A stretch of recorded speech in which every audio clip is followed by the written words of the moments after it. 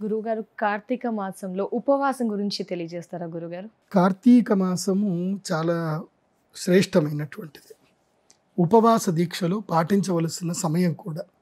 కార్తీకము, మార్గశీర్షం ఈ 2 మాసాలు వస్తాయి.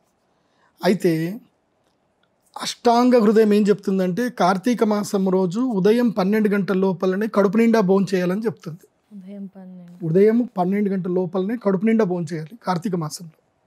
చాలామంది ఏం చేస్తారంటే పొద్దున టిఫిను, మధ్యాహ్నం భోజనము, మళ్ళీ అది అరగక మునిపే మళ్ళీ సాయంత్రం టిఫిన్లు ఇవి తింటారు.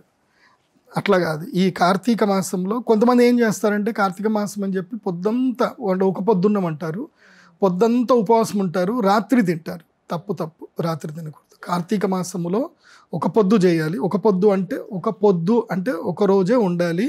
ఒక పొద్దు, ఒక పూట మాత్రమే తినాలి.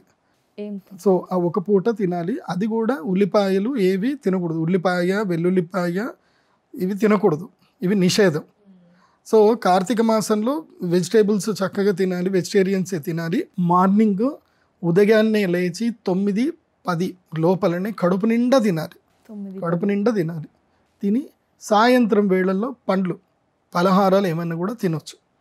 ఇవి కంటిన్యూగా కార్తీక మాసం మొత్తం కూడా చేయాలి.